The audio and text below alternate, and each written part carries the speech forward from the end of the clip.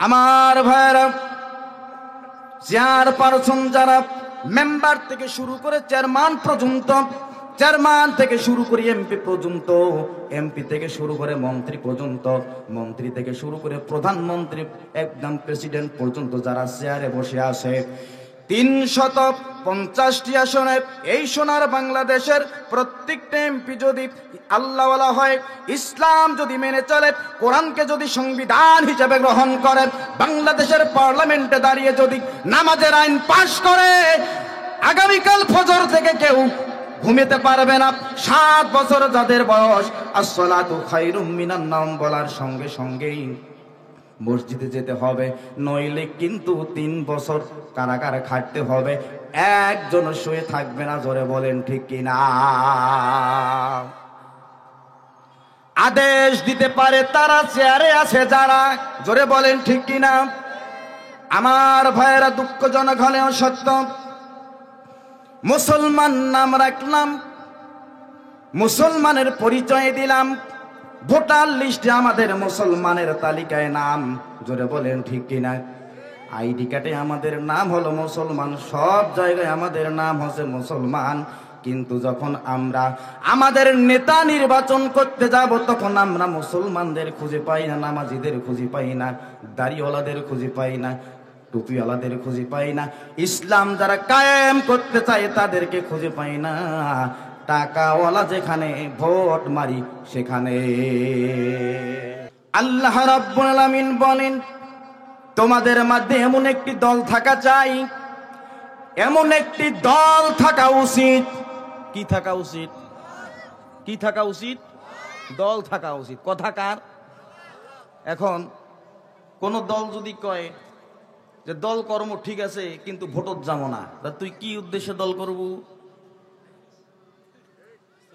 এখন এই বাংলাদেশে তো গণতান্ত্রিক পন্থায় ক্ষমতা যাবার লাগে নাকি, ঠিক কি না? এখন তোমার দলে জেলে নেতা শিলে কর্মী তো ভোট দিবা যাইবে না, আছে এরকম মানুষ যে ভোটের দিন চুপচাপ বাড়িতে বসে থাকে, এরকম লোক আছে? সবাই কিন্তু যায়, আর যায় কয় যে আমরা ভোটের মাধ্যমে রাজনীতি করি না। দেখবেন ওই আগত ভোট দিবা যে ইসলামের বিরোধী শক্তি যারা, বাতিলের 5-8টা গোলামদেরকে আগে ভোটটা মারি চলে এসে, ঠিক কি না? আল্লাহ রাব্বুল আলামিন বলেন, তোমাদের মাঝে এমন একটি দল থাকা চাই, এমন একটি দল থাকা উচিত। ওই দলের কর্মসূচি হবে 3টা। কয়টা? আল্লাহ রাব্বুল আলামিন বলেন, ইয়াদউনা ইলাল খায়র। ওই দলের প্রথম কর্মসূচি হলো তারা মানুষদেরকে ডাক দিবে কল্যাণের পথে, মঙ্গলের পথে, ভালোর পথে। জোরে বলেন সুবহানাল্লাহ। আমার খানসামার মুসলমান, খেয়াল করুন, আল্লাহ তাআলা বললেন, অলতাকুম মিনকুম উম্মাত। উম্মাত মানে হলো দল। উম্মাত মানে কি? আমরা বলি আমরা হলাম রসুলের উম্মত, মানে রসুলের দল। উম্মাত মানে হচ্ছে দল, ঠিক কি না? তা আমরা কার দল? রসুলের দল। আমরা বলি না আমরা রসুলের উম্মত, মানে রসুলের দল, ঠিক কি না? এখন যার সাথে যে একমত সে হলো তার উম্মত। কথা বলেন, যার সাথে যে একমত সে হলো তার উম্মত। আমরা রসুলের আদর্শের সাথে একমত, এতে কোনো সন্দেহ আছে? যার সঙ্গে যে একমত সে হলো তার উম্মত। এবার একটু কান লাগান, লেনিনের আদর্শের সঙ্গে যে একমত সে হলো লেনিনের উম্মত। মাও সেতুঙ্গের আদর্শের সঙ্গে যে একমত সে হলো মাও সেতুঙ্গের উম্মত। গৌর গোবিন্দর আদর্শের সঙ্গে যে একমত সে হলো তার উম্মত। নরেন্দ্র মোদীর আদর্শের সঙ্গে যে একমত সে হলো নরেন্দ্র মোদীর উম্মত। আমেরিকার প্রেসিডেন্ট ডোনাল্ড ট্রাম্পের আদর্শের সঙ্গে যে একমত সে হলো ডোনাল্ড ট্রাম্পের উম্মত। এরশাদ মামুর আদর্শের সঙ্গে যে একমত সে হলো এরশাদের উম্মত। জিয়াউর রহমানের আদর্শের সঙ্গে যে একমত সে হলো জিয়াউর রহমানের উম্মত। কথা বলেন। আমার ভাইরা, যার আদর্শের সঙ্গে যে একমত সে হলো তার উম্মত। আমরা হলাম মুসলমান, আমরা বিশ্ব নবীর আদর্শের সঙ্গে একমত। এই জন্য আমরা দাবি করি আমরা বিশ্ব নবী মুহাম্মদ রাসূলুল্লাহর উম্মত। জোরে বলেন ঠিক কিনা? এখন আপনি কলিজা ধার দিয়া চিন্তা করেন, আপনি কার আদর্শের সাথে একমত? আপনি কি রসুলের আদর্শ মানেন, নাকি আপনি অন্য কোনো ব্যক্তির আদর্শ মানেন? আল্লাহ রাব্বুল আলামিন বলেন, তোমাদের মাঝে এমন একটি দল থাকা চাই, ওই দলের কর্মসূচি হবে তিনটা। এক নাম্বার হলো ইয়াদউনা ইলাল খায়র, তারা মানুষদেরকে কল্যাণের দিকে ডাকবে, ভালোর দিকে ডাকবে, খয়রের দিকে ডাকবে। জোরে বলেন সুবহানাল্লাহ। যারা মানুষদেরকে জুয়ার পথে ডাকে, লটারির পথে ডাকে, হাউজির পথে ডাকে, এরকম মানুষ আছে না নাই? হায় রে, খানসামার বুড়া খাপিরের মেলা লাগায় যারা, তারা ভালো কাজ করে। আর নিতাইগঞ্জের মেলা যারা লাগাইছিল তারা মনে হয় ভালো কাজ করছিল। এখন তাদেরকে যদি বলা হয় টাকা দিচ্ছি মেলা লাগা, হলে মাপ চাই, দোয়া চাই, ও কাম করবো না। ভাইরা আমার খেয়াল করুন, আল্লাহর দল যারা, রসুলের উম্মত যারা, তারা মানুষদেরকে জুয়ার পথে ডাকতে পারে না, হাউজের পথে ডাকতে পারে না, লটারির দিকে ডাকতে পারে না। তারা মানুষদেরকে যাত্রার প্যান্ডেল বসায় মাইকিং করতে পারে না। একদল ডানা কাটা পড়ি হাহা হিরাজগঞ্জ থেকে আগত, সারা রাত যাবত চলবে ঝুমুর ঝুমুর নাচ আর কোমর দোলানোর ডান্স। জোরে বলেন ঠিক কিনা? বিগত কয়েকটি বছর যাবত সারা বাংলাদেশে কোরআনুল কারীমের মাহফিল করার জন্য মেম্বারের কাছে যাবার লাগে, চেয়ারম্যানের কাছে যাবার লাগে, ইউনোর কাছে যাবার লাগে, আবার এসিডেন্টের কাছে যাবার লাগে। জোরে বলেন ঠিক কিনা? আবার চলে যাবার না ওসির কাছে, ওসি বলে আমার হাতে কোনো ক্ষমতা নাই, যাও এসপির কাছে। এসপির কাছে যখন যাইবেন তখন বলবেন ডিসি স্যারের কাছে আগে পারমিশনটা নেন। জোরে বলেন ঠিক কিনা? ৯৯% মুসলমানের দেশে কোরআনুল কারীমের মাহফিল করতে গেলে পারমিশনের প্রয়োজন হয়, লটারির জন্য পারমিশনের প্রয়োজন হয় না। আমার ভাইরা, রসুলের প্রকৃত উম্মত যারা, আল্লাহ রসুলের আদর্শের সঙ্গে যারা একমত, আল্লাহ রসুলের আদর্শের সঙ্গে যারা একমত পোষণ করে, তারা লটারি করতে পারে না, গান বাজনা করতে পারে না, বুড়া খামিরের মেলা করতে পারে না, যাত্রার প্যান্ডেল করতে পারে না, ছায়াবাজির প্যান্ডেল করতে পারে না। জোরে বলেন ঠিক কিনা? আমার বন্ধুগণ, আল্লাহ যেই দলের কথা বললেন, ওই দলের ২ নাম্বার কর্মসূচি হল ওয়ায়ামুরুনা বিল মা'রুফ। ২ নাম্বার কর্মসূচি হলো তারা মানুষদেরকে সৎ কাজের আদেশ দান করবে। জোরে বলেন সুবহানাল্লাহ। ৩ নাম্বার কর্মসূচি হচ্ছে ওয়ায়ানহাউনা আনিল মুনকার, মানুষদেরকে খারাপ কাজ থেকে ফিরায় রাখবে। এটা একদম আমর, ওয়ার্ডার। মানুষদেরকে তারা কি করবে? ভালো কাজের আদেশ দান করবে, অসৎ কাজ থেকে মানুষদেরকে ফিরায় রাখবে। একদমে দাড়ি, সেমিকলন নয়। এবার একটু খেয়াল করুন, আদেশ দেওয়ার কাজ আর নিষেধ করার কাজ, আমার মতো মনিরুজ্জামান জিহাদি যদি সারা জীবন করে কোনো কাজ হবে না। কারণ আদেশ দিতে গেলে আর নিষেধ করতে গেলে যে চেয়ারের প্রয়োজন হয়, ওই চেয়ারে কিন্তু আমি নাই। কতক্ষণ ওয়াজ বুঝে নেন। আমি সারা জীবন যদি ভালো কথা বলি, আপনি মানলে মানতে পারেন, না মানলে নাও মানতে পারেন। ভালো কাজের আদেশ তো দিবে তারা, চেয়ারপারসন যারা। আপনি চেয়ারে কারে বসাইছেন? আপনার ওয়ার্ডের মেম্বার যিনি, তিনি হচ্ছে আপনার ওয়ার্ডের চেয়ারপারসন। জোরে বলেন ঠিক কিনা? তিনি যদি মনে করে আমার ওয়ার্ডের প্রত্যেকটা মানুষকে আমি নামাজি বানাবো, তার পক্ষে সম্ভব বানানো? জোরে বলেন ঠিক কিনা? তার কাছে যখন একজন ব্যক্তি যাইবে, আমাকে দুস্থ মাতার কাট করি দেন, সে যদি বলে নামাজ পড়েন, যে না তোর দুস্থ মাতার কাট নাই। আমার ভাইরা, চেয়ারপারসন যারা, মেম্বার থেকে শুরু করে চেয়ারম্যান পর্যন্ত, চেয়ারম্যান থেকে শুরু করে এমপি পর্যন্ত, এমপি থেকে শুরু করে মন্ত্রী পর্যন্ত, মন্ত্রী থেকে শুরু করে প্রধানমন্ত্রী একদম প্রেসিডেন্ট পর্যন্ত যারা চেয়ারে বসে আছে, 350টি আসনে এই সোনার বাংলাদেশের প্রত্যেকটা এমপি যদি আল্লাহওয়ালা হয়, ইসলাম যদি মেনে চলে, কোরআনকে যদি সংবিধান হিসেবে গ্রহণ করে, বাংলাদেশের পার্লামেন্টে দাঁড়িয়ে যদি নামাজের আইন পাশ করে, আগামীকাল ফজর থেকে কেউ ঘুমাতে পারবে না। 7 বছর যাদের বয়স, আসসালাতু খায়রুম মিনান নাওম বলার সঙ্গে সঙ্গেই মসজিদে যেতে হবে, নইলে কিন্তু 3 বছর কারাগারে খাটতে হবে, একজন শুয়ে থাকবে না। জোরে বলেন ঠিক কিনা?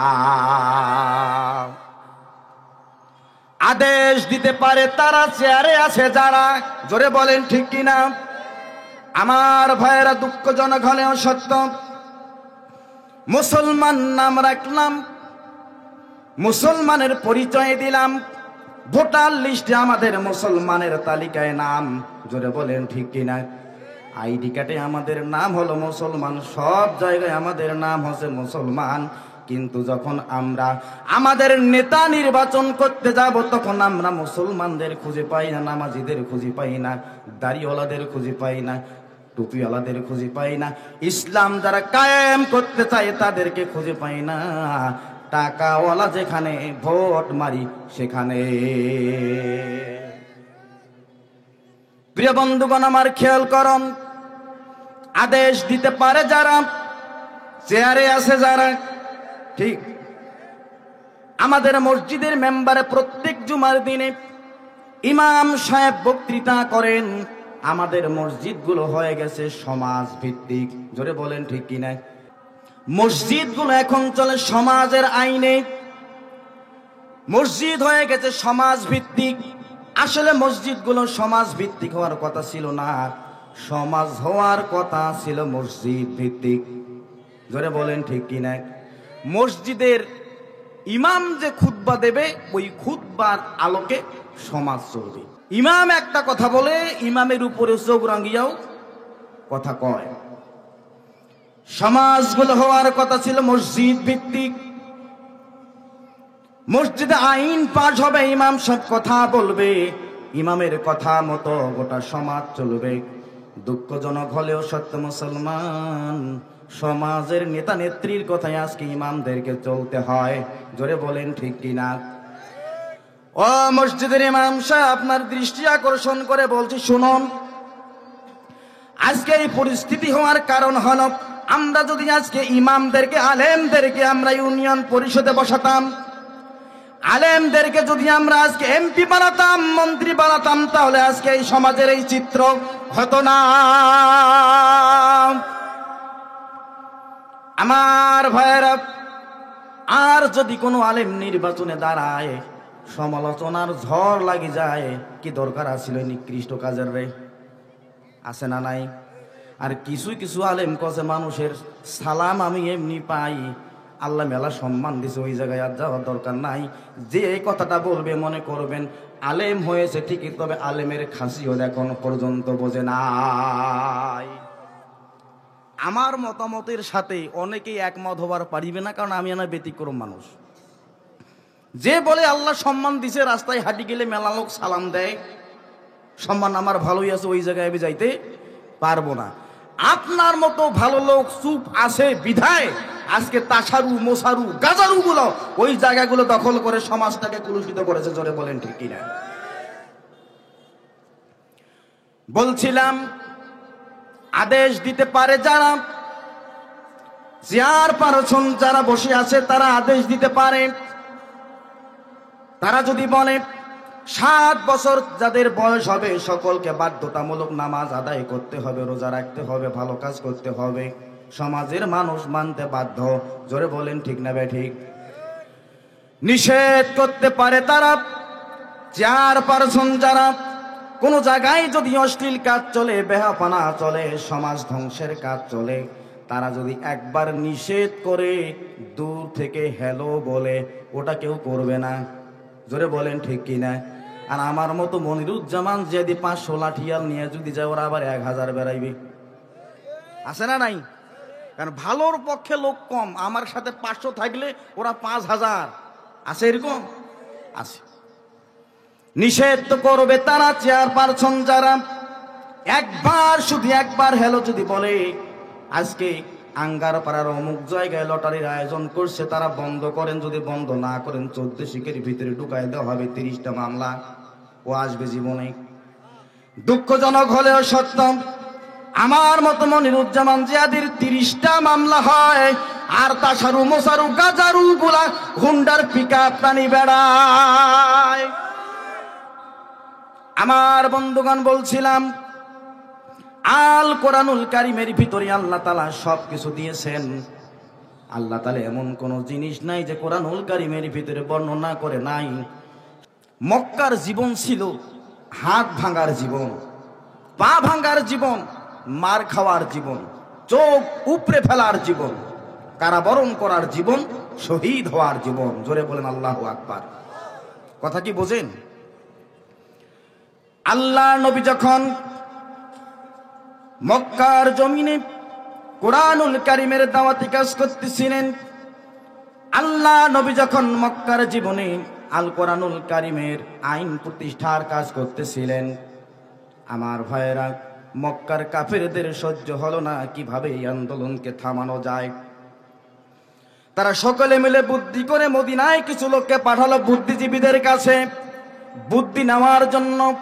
আমাদের দেশে অনেক বুদ্ধিজীবী আছে, আমাদের দেশের বুদ্ধিজীবীদের অবস্থা হলো এরকম, সাদে কোনো মাল নাই, বগুড়া চান্দু স্টেডিয়াম আছে না নাই। কোরআনুল কারীমের বিরুদ্ধে তারা বুদ্ধি দেয়, পরামর্শ দেয়। আল্লাহ বলছেন যে মাথা দিয়ে তুমি বুদ্ধি দাও, ওই মাথায় কোনো মাল লাগবো না, মাথা একদম করে দিয়েছে ঠকঠকা।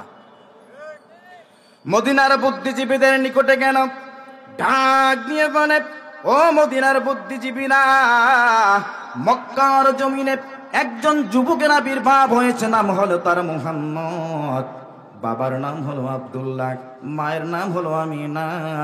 সে কোরআনুল কারীমের দাওয়াত দিচ্ছে। মক্কার মানুষেরা কোরআনুল কারীমের দাওয়াত শুনে দলে দলে দলে দলে তার হাতে হাত রেখে কালেমা গ্রহণ করে মুসলমান হয়ে যাচ্ছে। জোরে বলেন সুবহানাল্লাহ। কিভাবে এই আন্দোলনকে ঠেকানো যায়? বুদ্ধি দাও। মদিনার বুদ্ধিজীবীরা বলল, তাকে যে বলো সে যদি সত্যি নবী হয়, তাকে যা প্রশ্ন করো একটা। কয়টা? সেটা কি? যে বনি ইসরাইল সম্প্রদায় বসবাস করত ফিলিস্তিনে, কখন, কিভাবে, কোন ঘটনার পরিপ্রেক্ষিতে এই বনি ইসরাইলের মানুষেরা মিশরে আসলো। বুদ্ধিজীবীরা যখন তাদেরকে এই বুদ্ধি দিল, তখন থেকে বনি ইসরাইল মিশর, ফিলিস্তিন থেকে মিশরে গিয়েছিল, তখন থেকে 5000 বছর আগে। আল্লাহু আকবার বলেন। কয় হাজার বছর আগে? 5000 বছর আগের কথা বুদ্ধিজীবীরা শিখাই দিল। বলো, ফিলিস্তিন থেকে বনি ইসরাইলরা কখন, কিভাবে, কোন ঘটনার পরিপ্রেক্ষিতে ফিলিস্তিন থেকে মিশরে গেল। আর আমি আপনাদের সামনে এই কথাটা বলতেছি আজকে থেকে প্রায় 7000 বছর আগের ঘটনা। আল্লাহু আকবার বলেন। রসুল তো 5000 বছর আগের কাহিনী বলতে পারবে না, পারবে? আল্লাহ নবীর কাছে বুদ্ধিজীবীরা সহ মক্কার নেতৃস্থানীয় ব্যক্তিগুলো চলে আসছিল। বিশ্ব নবীকে প্রশ্নের বাণ ছুড়ে দিল, ও মুহাম্মদ, বলো বলো বলো, তুমি তো কোরআনের কথা বলো, তুমি নাকি নবী হয়েছো আল্লাহর, বলো বলো বলো। বনি ইসরাইল সম্প্রদায় ফিলিস্তিনে বসবাস করত, কখন, কিভাবে, কোন ঘটনার পরিপ্রেক্ষিতে ফিলিস্তিন থেকে তারা মিশরে গেল। আল্লাহ রাব্বুল আমিন জিব্রাইলকে ডাক দিয়ে বলে, জিব্রাইল, যাও যাও যাও, আমার রাসূলের কাছে যাও, সূরা ইউসুফ কানে কানে সুললিত কণ্ঠে তেলাওয়াত করে দাও। জোরে জোরে বলেন সুবহানাল্লাহ। হযরত জিব্রাইল আলাইহিস সালাম এক মুহূর্ত দেরি করলেন না। সঙ্গে সঙ্গে লৌহে মাহফুজ থেকে সূরা ইউসুফ কানা সঙ্গে করে নিয়ে বিশ্বনবীর কানে কানে তেলাওয়াত করে দিলেন।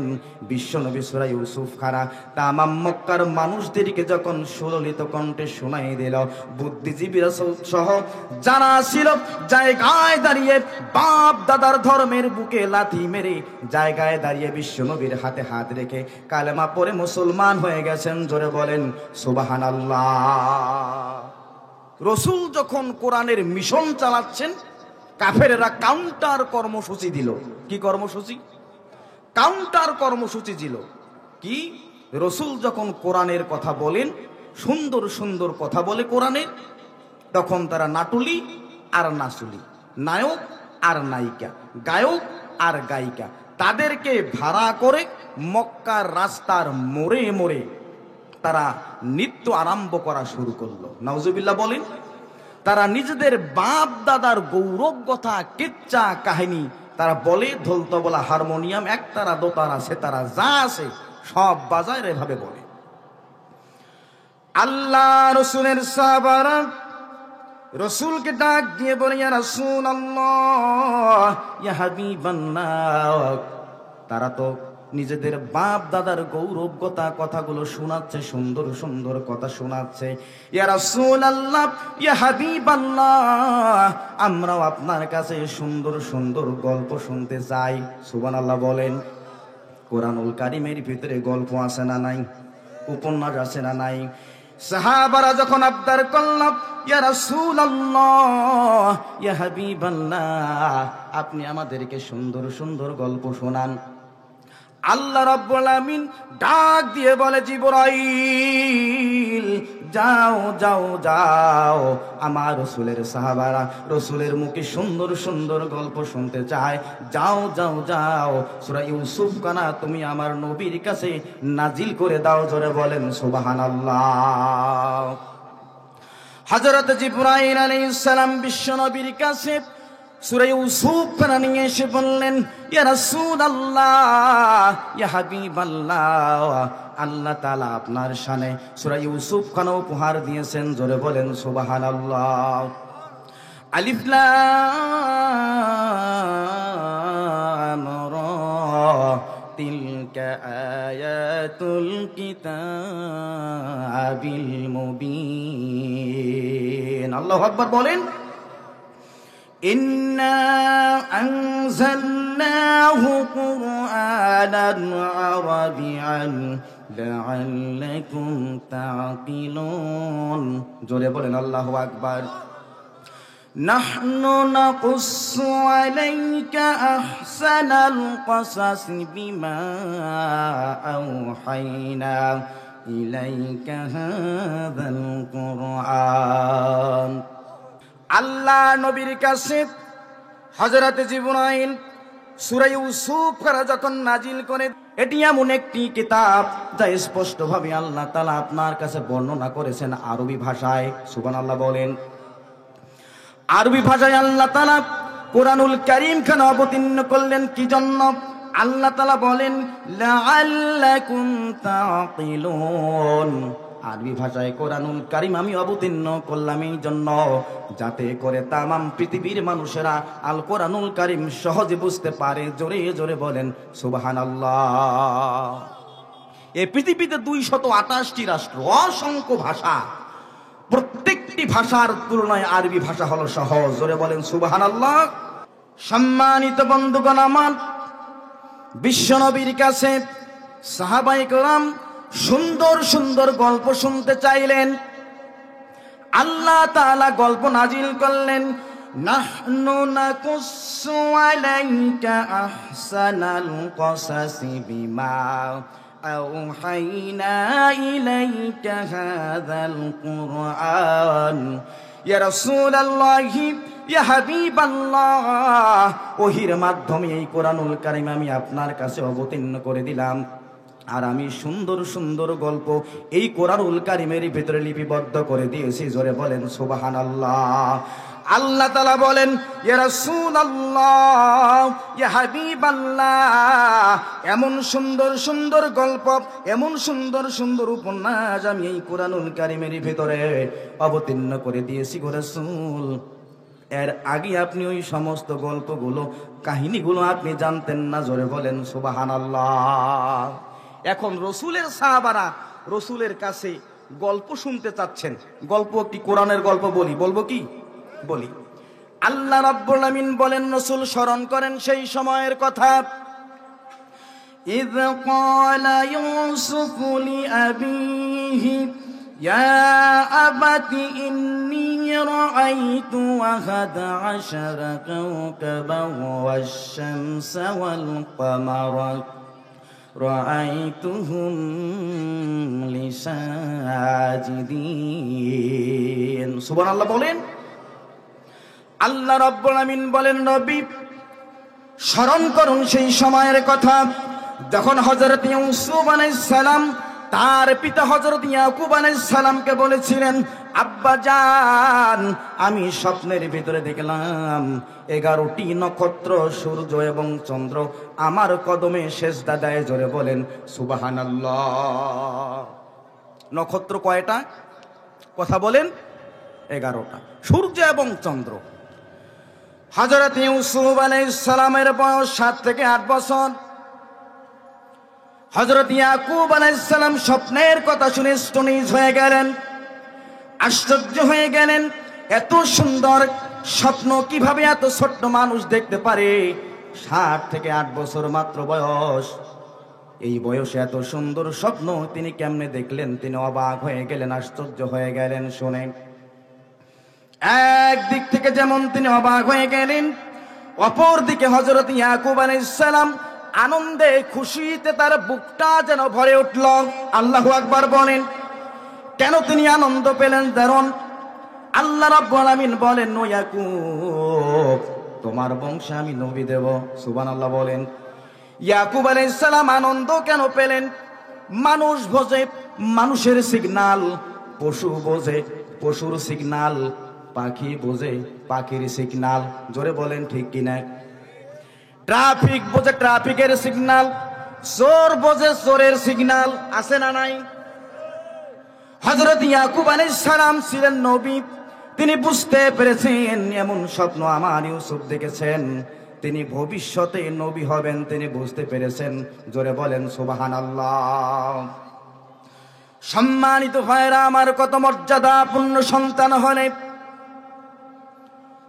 কত সম্মানিত সন্তান হলে পরে এরকম স্বপ্ন দেখতে পারে। আল্লাহ রসুলের সাহাবারা রসুলকে একদিন জিজ্ঞাসা করলেন, রাসূলুল্লাহ, আমাদের মাঝে, মানুষের মাঝে কোন ব্যক্তি সবচেয়ে বেশি সম্মানিত? আল্লাহ রসুল বললেন, সাহাবারা, ওই ব্যক্তি বেশি সম্মানিত যার তাকওয়া সবচেয়ে বেশি। সুবহানাল্লাহ বলেন।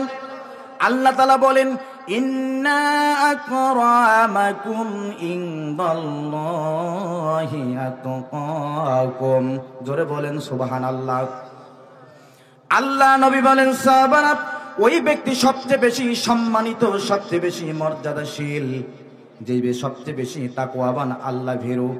রসুলের সাহাবারা বললেন, ইয়া রাসূলুল্লাহ, ইয়া হাবিবাল্লাহ, ওই দিক থেকে আমরা আপনাকে বলি নাই, আমরা বলেছিলাম মানুষ, যতগুলো মানুষ পৃথিবীতে আসে, এই মানুষগুলোর ভিতরে সম্মানিত কে? আল্লাহ নবী বলেন, এই পৃথিবীতে যত মানুষ আছে, এই মানুষগুলোর ভিতরে সবচেয়ে সম্মানিত মানুষ হলো হযরত ইউসুফ আলাইহিস সালাম। সুবহানাল্লাহ বাড়ি যে এখন সুবহানাল্লাহ বলেন। কারণ হলো হযরত ইউসুফ আলাইহিস সালাম হলেন নবী। হযরত ইউসুফ আলাইহিস সালাম হলেন নবী। ইউসুফ আলাইহিস সালামের আব্বা জান হযরত ইয়াকুব আলাইহিস সালাম হলেন নবী। ইয়াকুব আলাইহিস সালামের আব্বা জান হযরত ইসহাক আলাইহিস সালাম হলেন নবী। হযরত ইসহাক আলাইহিস সালামের আব্বা জান হযরত ইব্রাহিম আলাইহিস সালাম হলেন নবী। জোরে বলেন সুবহানাল্লাহ। এই জন্য হাফিজ ইমাদউদ্দিন ইবনে কাসির রাহমাতুল্লাহি আলাইহি হযরত ইউসুফ আলাইহিস সালামের সম্মান এবং মর্যাদা বর্ণনা করতে যেয়ে তিনি কিতাবের মাঝে লেখেন, কারিম ইবনু কারিম ইবনু কারিম ইবনু কারিম। সুবহানাল্লাহ বলেন। ইউসুফ আলাইহিস সালাম হলেন সম্মানিত, তার বাবা ইয়াকুব আলাইহিস সালাম হলেন সম্মানিত, তার বাবা ইউসুফ আলাইহিস সালাম হলেন সম্মানিত, ইসহাক আলাইহিস সালাম হলেন সম্মানিত, তার বাবা ইব্রাহিম আলাইহিস সালাম হলেন সম্মানিত। জোরে বলেন সুবহানাল্লাহ। সম্মানিত উপস্থিতি, বুস্তানা নামে একজন ইহুদি বিশ্ব নবীকে ডাক দিয়ে বলে, ওগো আল্লাহর নবী। তখন পর্যন্ত ইহুদি ইসলাম গ্রহণ করেন নাই। তিনি ডাক দিয়ে বলে, ও মুহাম্মদ, হযরত ইউসুফ আলাইহিস সালামকে যে 11টি নক্ষত্র সিজদা করেছিলেন, আপনি কি আমাকে তাদের সেই নক্ষত্রগুলোর নাম বলে দিতে পারবেন? আল্লাহু আকবার বলেন। বুস্তানা বলে, ও মুহাম্মদ, ইউসুফ আলাইহিস সালামকে যে 11টি তারকা সিজদা করেছিল, ইউসুফ আলাইহিস সালাম স্বপ্নে দেখেছিলেন 11টি তারকা তার কদমে সিজদা দেয়। ও মুহাম্মদ, আপনি যদি সেই 11টি তারকার নাম বলে দিতে পারেন, জায়গায় দাঁড়িয়ে বাপ দাদার ধর্মের বুকে লাথি মেরে আপনার হাতে হাত রেখে কালেমা গ্রহণ করে আমি মুসলমান হয়ে যাব। জোরে জোরে বলেন সুবহানাল্লাহ। আল্লাহ রসুল বুস্তানাকে বলল, তুমি কি সত্যি মুসলমান হবে? বুস্তানা বলল যে হ্যাঁ, 11টি তারকার নাম যদি আপনি বলতে পারেন আমি মুসলমান হয়ে যাব। আল্লাহু আকবার বলেন। আল্লাহ নবী বলেন, শোনো, 1 নাম্বার তারকার নাম হলো জিরিয়ান, 2 নাম্বার হলো তারিক, 3 নাম্বার হলো দিয়াল, 4 নাম্বার হলো জুলকানাফাত, 5 নাম্বার হলো কাবিস, 6 নাম্বার হলো আসাব, 8 নাম্বার হলো আমুদান, 7 নাম্বার হলো আমুদান, 8 নাম্বার হলো ফালিক, 9 নাম্বার হলো মিসবা, 10 নাম্বার হলো জুরু, 11 নাম্বার হলো ফারাক। আল্লাহু আকবার বলেন। আল্লাহ নবী 11টি নক্ষত্রের নাম বলে তোমার সঙ্গে সঙ্গে বুস্তানা নামের ইহুদি বাপ দাদার মুখ ধর্মের বুকে লাথি মেরে জায়গায় দাঁড়িয়ে আল্লাহ রসুলের হাতে হাত রেখে কালেমা গ্রহণ করে মুসলমান হয়ে গেছেন। জোরে বলেন সুবহানাল্লাহ। আর একবার বলেন সুবহানাল্লাহ। 11টি নক্ষত্র, সূর্য এবং চন্দ্র খেয়াল করুন। মুফাসসিরিনে কেরাম বলেন, আল্লাহ রাব্বুল আমিন 11টি নক্ষত্রের মাধ্যমে 11টি নক্ষত্র দিয়ে তিনি 11 ভাইকে বুঝিয়েছেন, আর সূর্য এবং চন্দ্রের মাধ্যমে বাবা এবং মাকে বুঝিয়েছেন। জোরে বলেন সুবহানাল্লাহ। ইউসুফ আলাইহিস সালাম এরা মোট ছিল 12 ভাই। কয় ভাই? ভাই জোরে কোন? 12 ভাই। তো ইউসুফ বাদ দিলে কয় ভাই থাকে? 11 ভাই। মুফাসসিরিনে কেরাম বলেন যে 11টি তারকা ইউসুফের কদমে সেজদা করেছিল, এরা হচ্ছে 11 ভাই। কয় ভাই? এই 11 ভাইকে বুঝিয়েছেন। আর সূর্য এবং চন্দ্রের মাধ্যমে আল্লাহ তাআলা ইউসুফের মা, সূর্যের মাধ্যমে তার বাবা এবং চন্দ্রের মাধ্যমে তার মাকে বুঝিয়েছেন। জোরে বলেন আল্লাহু আকবার। ইয়াকুব আলাইহিস সালামের স্ত্রী ছিল 4টা। কয়টা? জোরে কোন? আমাদের মসজিদের কোনো ইমাম যদি 4টে বিয়েও করে সমালোচনার ঝড় লেগে যাবে। ইয়াকুব আলাইহিস সালামের স্ত্রী কয়টা? বর্তমান বাংলাদেশে পুরুষের সংখ্যা বেশি না মহিলার সংখ্যা বেশি? জোর দিয়া কোন সাহস করে? মহিলার সংখ্যা। মনে করেন আমার খানসামা থানাত 500 পুরুষ আছে আর 1500 মহিলা আছে, ধরে নেন, উদাহরণ দিচ্ছি। এখন 500 পুরুষ যদি 500 মহিলা বিয়া করে আর যদি প্রতিজ্ঞা করে আর বিয়া করব না, বাকি থাকে কয়জন? তো এই 1000-এর অবস্থা হইবে কি? যার জন্য আল্লাহ তাআলা যখন বিয়ার কথা বলছেন শুরু করছেন মাসনা, তোমরা 2টা বিয়েও করিবেন। কয়টা? মা বোন যেইলা আছে কইছে আমার পেটল লাথি মারিবার এসছে রে, বিয়ে করবে কয়টা? মাসনা, সুলাসা ও রুবা। প্রথমে বিয়ে করবেন কয়টা? 2টা, তারপরে 3টা, তারপর 4টা। ফাইন খিফতুম আল্লাহ তাআদিলু, যদি এই 4 জনের ভিতরে ইনসাফ করিবার না করেন তাহলে কয়টা? ফাওয়াহিদাতিন, একটা। শুরু করছে কয়টা দিয়ে? 2টা দিয়ে। ইয়াকুব আলাইহিস সালামের স্ত্রী ছিল 4টা। কয়টা? প্রথম স্ত্রীর নাম হচ্ছে লাইয়া। কি নাম? দ্বিতীয় স্ত্রীর নাম হচ্ছে রাহেলা। তৃতীয় স্ত্রীর নাম হচ্ছে জুলফা। চতুর্থ স্ত্রীর নাম হচ্ছে বুলহা। কয়টা বললাম? 4টা। খেয়াল করেন, লাইয়ার সন্তান হচ্ছে, ছেলে হচ্ছে 6 জন। কয়জন? রাহেলার ছেলে হচ্ছে 2 জন। কয়জন হইল? 8 জন। জুলফার ছেলে হচ্ছে 2 জন। কয়জন হইল? 10। বুলহার ছেলে হচ্ছে 2 জন। কয়জন? 12 জন। ইউসুফ আলাইহিস সালাম এরা হচ্ছে 12 ভাই। ইউসুফ আলাইহিস সালামের মায়ের নাম হচ্ছে রাহেলা। কি নাম? ইউসুফ আলাইহিস সালামের একটা ছোট ভাই ছিল, তার নাম হচ্ছে বিন ইয়ামিন। ইউসুফ যদি বাদ দেওয়া যায় কয়জন থাকে? 11 জন। ইউসুফের আপন ভাই কয়জন? 2 জন। সৎ ভাই কয়জন? 10 জন। এখন সামনে আসেন, এটা আপনাদের একটা কনসেপ্ট দিলাম, ধারণা দিলাম। আল্লাহ তাআলা ইউসুফ আলাইহিস সালামের স্বপ্ন যখন তাকে দেখালেন, ইউসুফ যখন তার বাবাকে বললেন আমার কদমে সেজদা দেয় 11 জন। কয়জন? 11 জন। 11 জন দ্বারা আল্লাহ তাআলা এখানে 11 ভাইকে উদ্দেশ্য করেছেন। কয় ভাই? সূর্য দিয়ে তার বাবাকে, চন্দ্র দিয়ে তার মাকে। হযরত ইয়াকুব আলাইহিস সালাম ডাক দিয়ে বলে, ইউসুফ খবরদার, খবরদার, আমাকে তুমি তোমার স্বপ্নের কথা বললে ঠিক আছে, খবরদার তোমার 10 জন ভাইকে বলিও না। আল্লাহু আকবার বলেন। কারণটা কি মুসলমান? ইউসুফ আলাইহিস সালাম এবং বিনিয়ামিন, ইউসুফ আলাইহিস সালাম হলো বিনিয়ামিনের চেয়ে বড়, বিনিয়ামিন হলো ছোট। বিনিয়ামিন যখন জন্ম লাভ করে, জন্মগ্রহণ করার সময় রাহেলা তার মা মারা যায়। এই জন্য হযরত ইয়াকুব আলাইহিস সালাম ইউসুফ আলাইহিস সালামকে এবং বিনিয়ামিনকে একটু বেশি ভালোবাসেন, যাতে করে মা নাই এই কষ্ট যেন তারা না পান। আল্লাহু আকবার বলেন। ইয়াকুব আলাইহিস সালাম বললেন, ইউসুফ বলে খবরদার, খবরদার, তোমার ভাইদের কাছে এই স্বপ্ন তুমি বলো না। ও ইউসুফ, তুমি কি জানো তুমি কোন স্বপ্ন দেখেছ? তুমি এটার কি ব্যাখ্যা বলতে পারো? তুমি কি তাবির করতে পারো? 7 থেকে 8 বছর মাত্র বয়স ইউসুফ আলাইহিস সালামকে বললেন, ও বাবা, তুমি যে স্বপ্ন দেখেছ একটু শোনো, শোনো, শোনো, তোমার স্বপ্নের তবির, স্বপ্নের ব্যাখ্যাটা আমি তোমাকে বলে দেই। জোরে বলেন সুবহানাল্লাহ। হযরত ইয়াকুব আলাইহিস সালাম স্বপ্নের ব্যাখ্যা বলছেন, ওয়াকাযালিকা ইয়াজতাবিকা রাব্বুকা ওয়া ইউআল্লিমুকা মিন তাআউনিল আহাদিস ওয়া ইউতিম্মু নি'মাতাহু আলাইকা ওয়া আলা আলি ইয়াকুবা কামা আতাম্মাহা আলা আবওয়াকা মিন ক্বাবলু ইব্রাহিমা ওয়া ইসহাক। আল্লাহু আকবার বলেন। ইন্না রাব্বাকা আলীমুন হাকীম।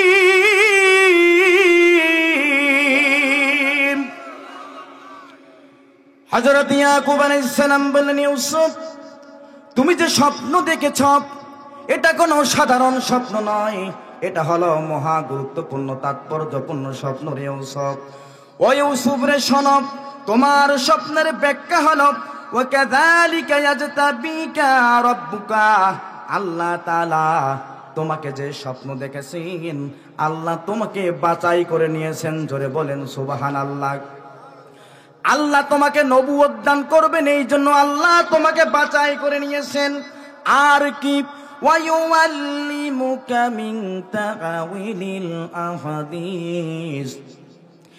এই পৃথিবীতে যত মানুষ আসবে, পৃথিবী সৃষ্টির শুরু থেকে আজ পর্যন্ত, আজ থেকে শুরু করে কিয়ামত পর্যন্ত যত মানুষ আসবে পৃথিবীতে, আর এই মানুষগুলো যত স্বপ্ন দেখবে, যত স্বপ্ন দেখবে পৃথিবীর মানুষগুলো, সমস্ত স্বপ্নের ব্যাখ্যা তুমি দিতে পারবে। আল্লাহ তোমাকে স্বপ্নের ব্যাখ্যা দেওয়া শিখাবেন। জোরে জোরে বলেন সুবহানাল্লাহ। স্বপ্ন মানুষ দেখে কি দেখে না? স্বপ্ন হচ্ছে 2 প্রকার। কয় প্রকার? একটা হচ্ছে জীবন্ত স্বপ্ন। কি স্বপ্ন? জীবন্ত স্বপ্ন। আর 2 নম্বর হচ্ছে ঘুমন্ত স্বপ্ন। ঘুমের মাঝে স্বপ্ন মানুষ তিন প্রকার দেখে। কয় প্রকার? এক, শয়তানের পক্ষ থেকে স্বপ্ন দেখে। দুই, আল্লাহ তাআলার পক্ষ থেকেও মানুষ স্বপ্ন দেখে। তিন, সারাদিনে মানুষ যেটা করে সেটা আবার রাতের বেলা স্বপ্ন দেখে। ঘুমন্ত স্বপ্নর কোনো শত্রু হয় না, জোরে বলেন ঠিক কিনা? ঘুমন্ত স্বপ্নর কোনো শত্রু নাই, জীবন্ত স্বপ্নের শত্রু হয়, জোরে বলেন ঠিক না বেঠিক? এই দেশের হাজারো যুবক স্বপ্ন দেখে সুজলা সুফলা শস্য শ্যামলা সোনার বাংলাদেশে একদিন কোরআনের রাজ কায়েম হবে, জোরে বলেন ঠিক কিনা? এই দেশে অসংখ্য যুবক স্বপ্ন দেখে বাংলাদেশের সুনীল আকাশে ইসলামের পতাকা, কালেমার পতাকা পথ পথ করে একদিন উড্ডীন হবে। এই স্বপ্নকে ধূলিসাৎ করে দেওয়ার জন্য ইসলামের বিরোধী শত্রুরা আদা জল খেলে গে পরিকল্পিতভাবে টার্গেট করে অসংখ্য ইসলাম প্রিয় যুবককে বিগত 16টি বছর ক্রস ফায়ার দিয়ে দুনিয়ার জমিন থেকে বিদায় করে দিয়েছে। কথা বুঝেন তো আমার? বলছিলাম ঘুমন্ত স্বপ্নের কোনো শত্রু নাই, শত্রু হচ্ছে জীবন্ত স্বপ্নের, জোরে বলেন ঠিক না বেঠিক? হযরতে ইয়াকুব আলাইহিস সালাম ইউসুফ আলাইহিস সালামকে স্বপ্নের তাবির বলে দিচ্ছেন, বাবা ইউসুফ রে, আল্লাহ তাআলা তোমাকে স্বপ্নের তাবির শিক্ষা দিবেন। এই পৃথিবীতে যত মানুষ স্বপ্ন দেখবে সমস্ত স্বপ্নের ব্যাখ্যা, সমস্ত স্বপ্নের তাবির তুমি বলে দিতে পারবে। শুধু তাই নয়, ওয়ায়ুতিম্মু নি'মাতাহু আলাইক, আল্লাহ তাআলা তোমার উপরে তার নিয়ামত পরিপূর্ণ করে দিবেন, জোরে বলেন সুবহানাল্লাহ। যেভাবে তোমার পূর্বপুরুষ আমাকে যেভাবে তার নিয়ামতগুলো পরিপূর্ণ করে দিয়েছেন, আমার বাবা ইসহাক আলাইহিস সালামকে আল্লাহ তাআলা তার নিয়ামতে পরিপূর্ণ করে দিয়ে ভূষিত করেছেন। ইব্রাহিম আলাইহিস সালামকে আল্লাহ তাআলা নিয়ামত দিয়ে যেভাবে পরিপূর্ণ করে দিয়েছেন, ইউসুফ আল্লাহ তাআলা অদূর ভবিষ্যতে তোমাকে তার নিয়ামত দিয়ে পরিপূর্ণ করে দেবেন, জোরে জোরে বলেন সুবহানাল্লাহ। এই পৃথিবীতে যা কিছু আছে সব আল্লাহর নিয়ামত, ঠিক কি না?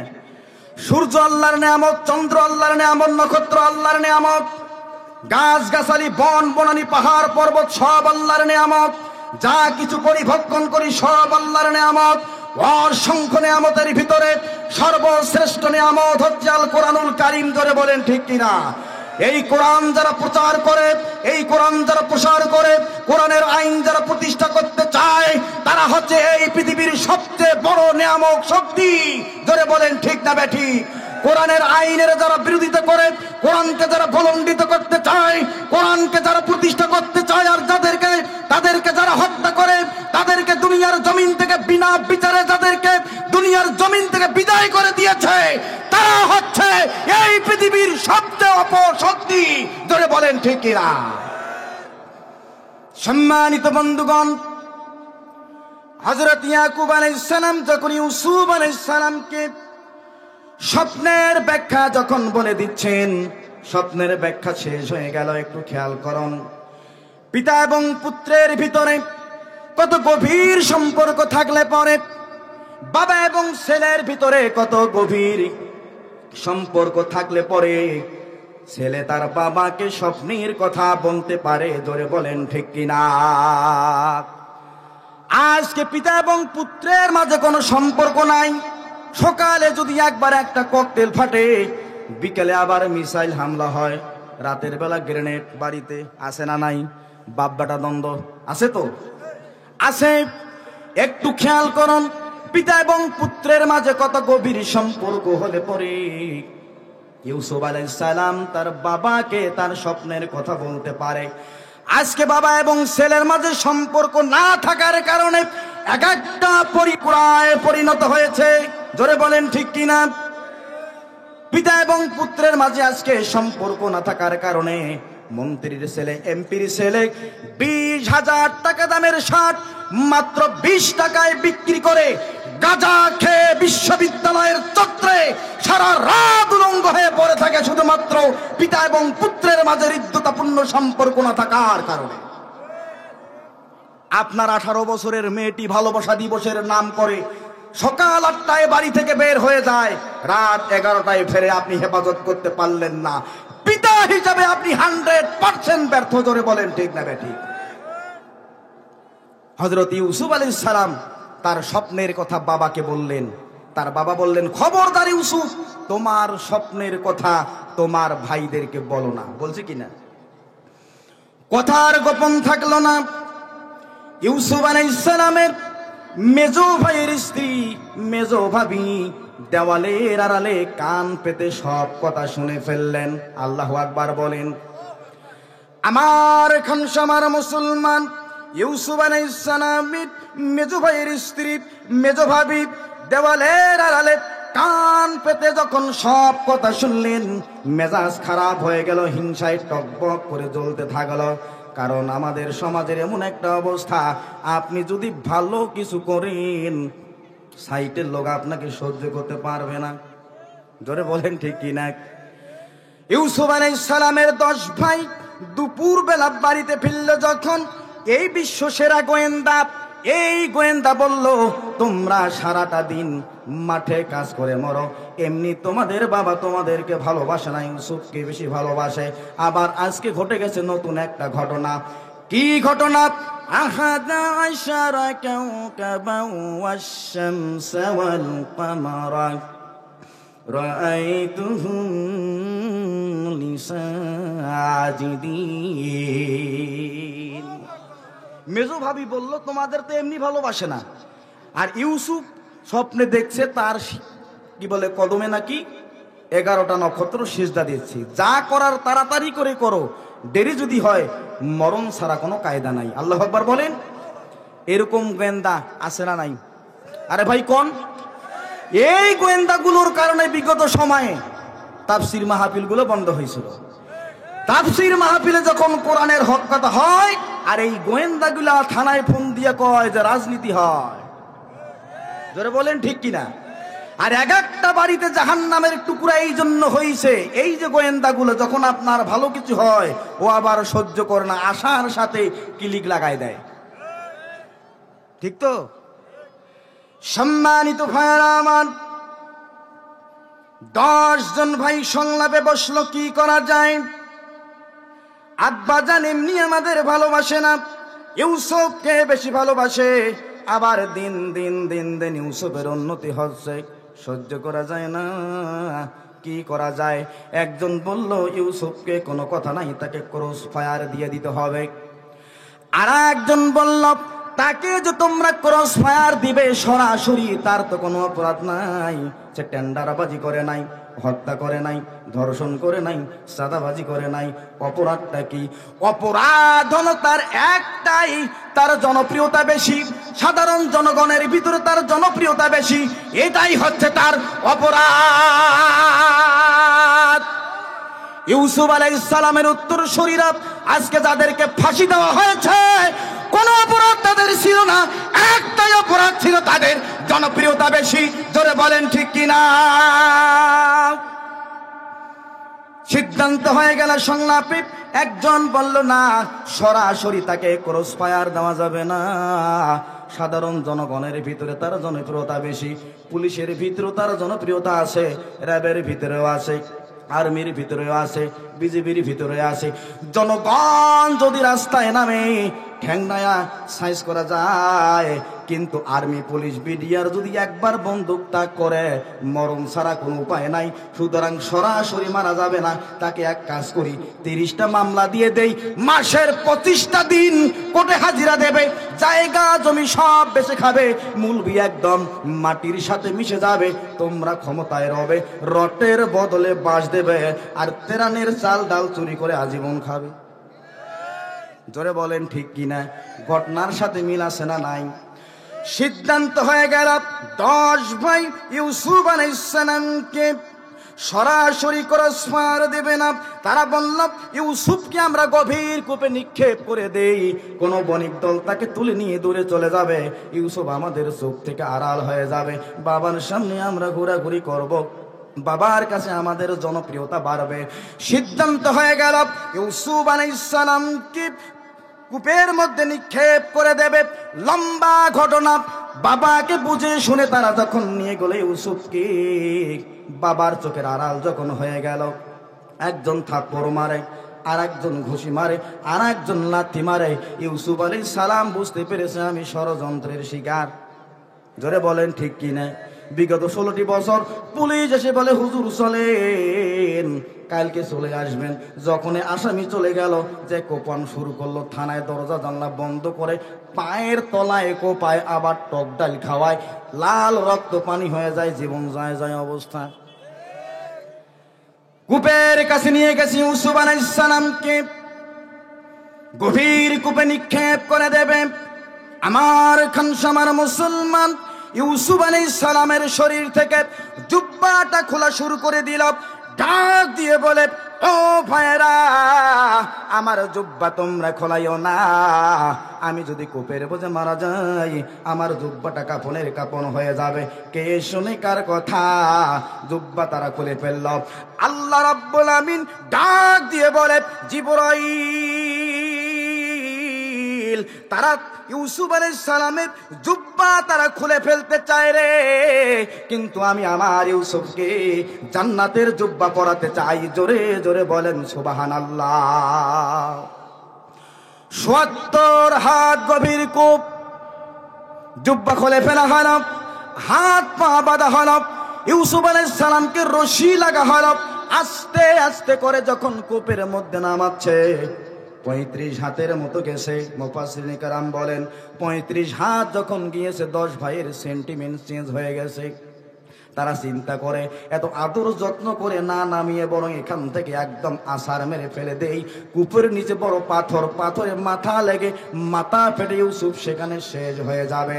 ইউসুফ আলাইহিস সালামের 10 ভাইয়ের মনোভাব আল্লাহ তাআলা জানতে পেরে ডাক দিয়ে বলে, জিবরাইল, জান্নাত থেকে একটা জুব্বা তুমি নাও, যাও যাও যাও, আমার ইউসুফকে জান্নাতের জুব্বা পরিধান করে দিয়ে এমন ভাবে আলতো করে তুমি কূপের নিচে নামায় দাও, যাতে করে একটা শিশু তার মায়ের কোলে যেভাবে নিরাপদে থাকে, ইউসুফকে সেইভাবে নিরাপদে তুমি কূপের মধ্যে নামায় দাও।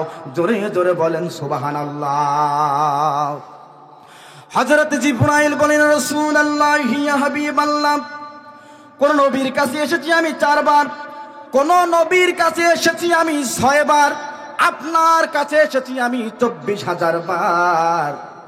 যতবার আমি এসেছি, আমি আমার জীবনের ঝুঁকি নিয়ে কখনো চলি নাই গো রাসূল।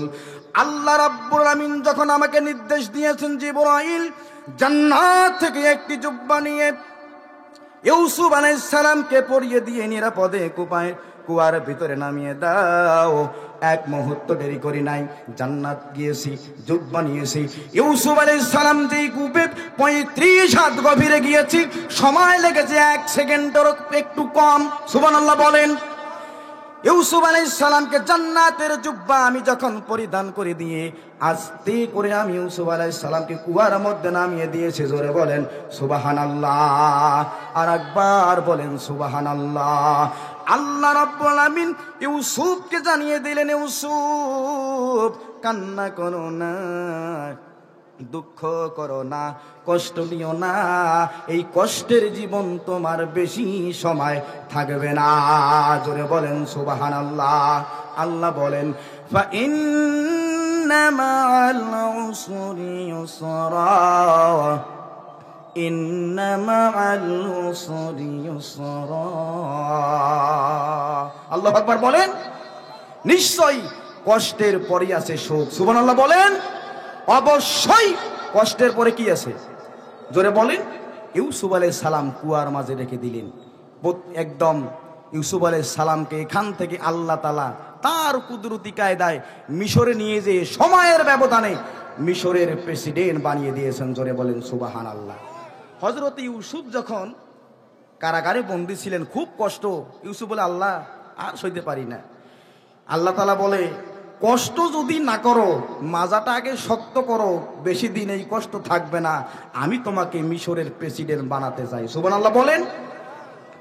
সুতরাং ক্ষমতায় যাবার গেলে দুধ কলা খেয়ে ভাই যাওয়া হয় না, মাঝে মাঝে না কারাগারও যাবার লাগে।